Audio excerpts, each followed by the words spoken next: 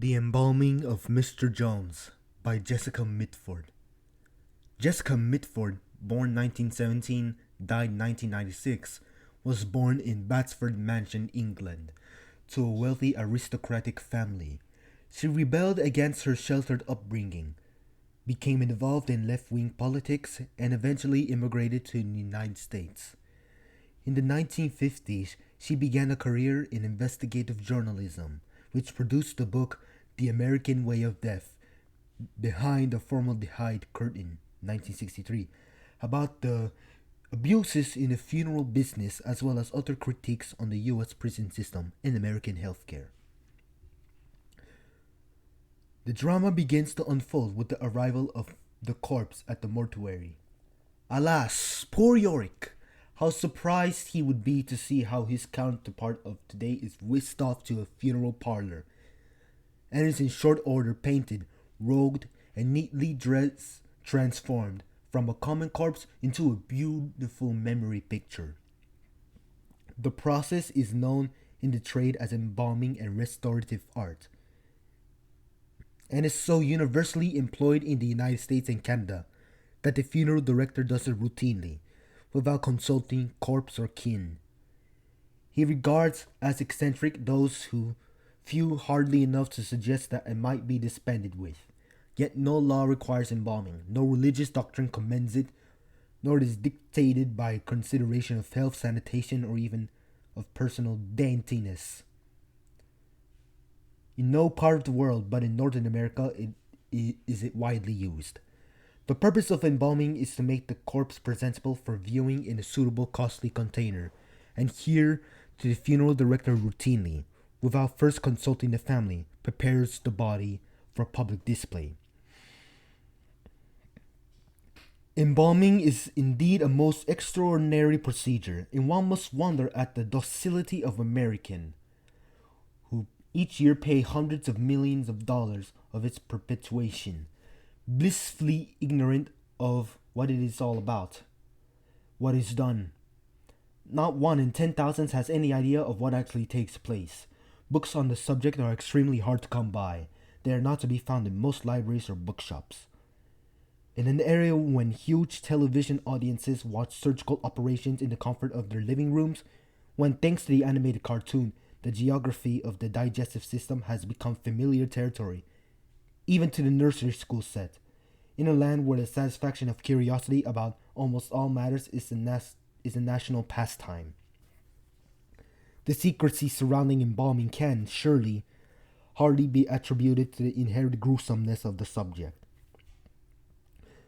Custom in this regard has, within this century, suffered a complete reversal. In the early days of American embalming, when it was performed in the home of the deceased, it was almost mandatory for some relatives to stay by the embalmer's side and witness the procedure. Today, family members who might wish to be in attendance would certainly be dissuaded by the funeral director. All others except apprentices are excluded by law from the preparation room. A close look at what does actually take place may explain in the large measure the undertaker's interactable reticence concerning a procedure that has become his major raison d'etre. Is it possible he fears that public information about embalming might lead patrons to wonder if they really want this service? If the funeral men are loath to discuss the subject outside the trade, the reader may understandably be equally loath to go on reading this point. For those who have the stomach for it, let us part the formaldehyde curtain. The body is first laid in the undertaker's morgue, or rather, Mr. Jones is reposing in the preparation room, to be readied to bid the world farewell. The preparation room in any of the better funeral establishments has the tiled and sterile look of a surgery, and indeed them embalmer restorative artist who does his chores. There's beginning to adopt the term dermasurgeon, appropriately corrupted by some mortician writers as dermasurgeon, quote unquote, to describe his calling. His equipment consisting of scalpels, scissors, augers, forceps, clamps, needles, pumps, tubes, bowls, and basins is crudely imitated of the surgeons, as his technique acquired in the 9 and 12-month post-high school course in an embalming school. He is supplied by an advanced chemical industry with a bewildering array of fluids, sprays, pastes, oils, powders, creams to fix or soften tissue, shrink or distend it if needed, dried here, restore the moisture there. There are cosmetics, waxes, and paints to fill and cover features.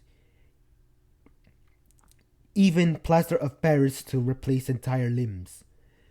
Their ingenious adds to prop and stabilize the cadaver. A varipose headrest, the Edward arm and hand positioner, the repose block to support the soldiers during the embalming, and the throop foot positioner which resembles an old-fashioned stocks. Mr. John H. Eccles, president of Eccles College of Mortuary Science, thus describes the first part of the embalming procedures. In the hands of a skilled particular, this work may be done in a comparatively short time without mutilating the body other than by slight incision, so slight that it scarcely would cause serious inconvenience if made upon a living person. It is necessary to remove the blood, and doing this not only helps in the disinfecting, but removes the principal cause of disfiguration due to discoloration. Another textbook discusses all the important time element. The earlier this is done, the better, for every hour that elapses between death and embalming would add to the problems and complications encountered. Just how soon should one get going on the embalming? The author tells us. On the basis of such scanty information made available to this profession through its rudimentary and haphazard system of technical research, we must conclude that best results are to be obtained if the subject is embalmed before life is completely extinct, that is, before cellular death has occurred. In the average case, this will mean within an hour after somatic death, for those who feel that there is something a little rudimentary, not to say haphazard, about this advice. A comforting thought is offered by another writer, speaking of fears entertained by early days of premature burial. How true, once the blood is removed, chances of live burial are indeed remote. To return to Mr. Jones, the blood is drained out through the veins and replaced by embalming fluid pumped in through the arteries, as noted in Principles and Practices of Embalming. Every operator has favorite injection and drainage point, a fact which becomes a handicap only if he fails or refuses to forsake his favorite when conditions demand it. Typical favorite are the carotid artery, femoral artery, jugular vein, and subclavian vein. There are various choices of embalming choices. If flex tones used, it will produce a mild flexible rigidity. The skin retains a velvety softness. The tissue is rubbery and pliable, ideal for a woman and children. It may be blended with B and G. Producer companies Life Lick Tink, which is guaranteed to reproduce nature's own skin texture, the velvety appearance of living tissue. Suntone comes in 3 separate tints. Suntan, special cosmetic tint, a pink shade especially indicated for female subjects, and regular cosmetic tint, motherly pink. About 3 to 6 gallons of a dyed and perfumed solution of formaldehyde, glycerin, borax, phenol, alcohol, and water is soon collating through Mr. Jones, whose mouth has been sewn together with a needle directed upward between the upper lip and the gum, and brought out through the left nostril, with the corners raised slightly for a more pleasant expression. If he should be buck-toothed, his teeth are cleaned with a bon ami and coated with colorless nail polish. His eyes, meanwhile, are closed with flesh-tinted eye caps and eye cement. The next stop is to have at Mr. Jones with a thing called a trocar. This is a long, hollow needle attached to a tube. It is jabbed into the abdomen, poked around the entrails and chest cavity, the contents of which are pumped out and replaced with cavity fluid. This done, and the hole in the abdomen sewn up. Mr. Jones' face is heavily creamed to protect the skin from burns which may be caused by the leakage of chemicals. And he is covered with a sheet and left unmolested for a while. But not for long. There is more, much more in store for him. He has been embalming, not yet restored, and the best time to start the restorative work is 8 to 10 hours after embalming, when the tissue has become firm and dry. The object of all this attention to the corpse, it must be remembered, is to make it presentable for viewing in attitude or healthy repose. Our custom required the presentation of our dead in the semblance of normality, unarmed by ravages of illness, disease, or mutilation, said Mr. J. Sheridan Mayer in his Restorative Art. This is rather a large order, since a few people die in the full bloom of health, unravaged by illness and unmarked by some disfigurement. The funeral industry is equal to the challenge. In some case, the gruesome appearance of a mutilated or disease-ridden subject might be quite discouraging. The task of restoration may seem impossible and shake the confidence of the embalmer. This is the time for intestinal fortitude and determination. Once the formative work is begun and the affected tissues are cleaned and removed, all doubts of success vanish. It is surprising and gratifying to discover the results which may be obtained. The embalmer, having allowed an appropriate interval to elapse, returns to the attack, but now he brings into play the skills and equipment of a sculptor and cosmetician. Is a hand missing? Casting one in the plaster of Paris is a simple matter. For a replacement purpose, only a cast of the back of the hand is necessary. This is within the ability of an average operator and is quite adequate. If a lip or two, a nose, or an ear should be missing, the embalmer has at hand a variety of restorative waxes with which to model replacements. Pores and skin textures are simulated by stippling with a little brush, and over this cosmetic are laid on. Head off, decapitation cases are rather routinely handled. Raised edges are trimmed, and head joint or torso with a series of splints, wires, and sutures. It is a good idea to have a little something at the neck, a scarf or high collar, when times of viewing come. Swollen mouth, cut out tissue as needed from inside the lips. If too much is removed, the surface contour can be easily restored by padding with cotton. Swollen necks are reduced by removing tissue through vertical incisions made down each side of the neck. When the deceased is casketed, the pillow will hide the suture incisions. As an extra precaution against leakage, the suture may be painted with liquid sealer. The opposite condition is more likely to present itself, that of emaciation. His hypodermic syringe, no loaded with message cream. The embalmer seams out and fills the hollowed and sunken areas by injection. In this procedure, the backs of the hands and fingers and the underchain areas should not be neglected. Positioning the lips is a problem that recurrently challenges the ingenuity of the embalmer. Closed too tightly, they tend to give a stern, even a disapproving expression. Ideally, embalmer feel.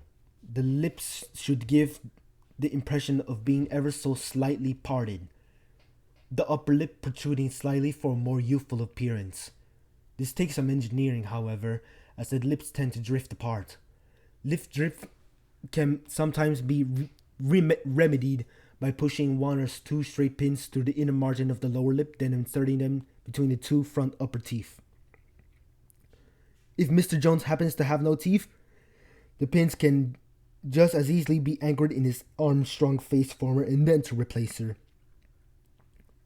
Another method to maintain lip closure is to dislocate the lower jaw, which then held its new position by a wire run through holes, which have been drilled to the upper and lower jaws at the midline. As the French are fond of saying, il faut souffrir pour être belle. It is necessary to suffer in order to be beautiful. If Mr. Jones has died of jaundice, the embalming fluid will very likely turn him green. This is neither the embalmer, not if he has intestinal fortitude. Making paste and cosmetics are heavily laid on. Burial garments and casket interiors are color correlated with particular care, and Jones is displayed beneath rose-colored lights. Friends will say how well he looks. Death by carbon monoxide, on the other hand, can rather be a good thing from the embalmer's viewpoint. One advantage is the fact that this type of discoloration is an exaggerated form of the natural pink coloration. It's nice because the healthy glow is already present and needs but little attention. The patching and filling completed. Mr. Jones is now shaved, washed, and dressed. Cream-based cosmetics available in pink, flesh, suntan, brunette, and blonde is applied to his hands and face. His hair is shampooed and combed, and in the case of Mr. Jones' set, his hands manicured. For the horny-handed son of toil, special care must be taken. Cream should be applied to remove the ingrained grime. The nails cleaned. If he were not in the habit of having them manicured in life, trimmed and shaving is advised for better appearance, never questioned by kin. Jones is now ready for casketing. This is the present particles of the verb to casket. In this operation, his right shoulder should be depressed slightly, to turn the body a bit to the right and soften the appearance of lying flat on the back. Positioning the hands is a matter of importance, and special rubber positioning blocks may be used. The hands should be cupped slightly for a more lifelike, relaxed appearance. Proper placement of the body requires a delicate sense of balance. It should lie as high as possible in the casket, yet not so high that the lid, when lowered, will hit the nose. On the other hand, we are cautioned placing the body too low creates the impression that the body is in the box. Jones is next wheeled into the appointment slumber room, where a few last touches may be added. His favorite pipe placed in his hand, or if he was a great reader, a book propped into position. In the case of little Master Jones, a teddy bear may be clutched. Here he will hold an open house for a few days, visiting hours 10 a.m. to 9 p.m.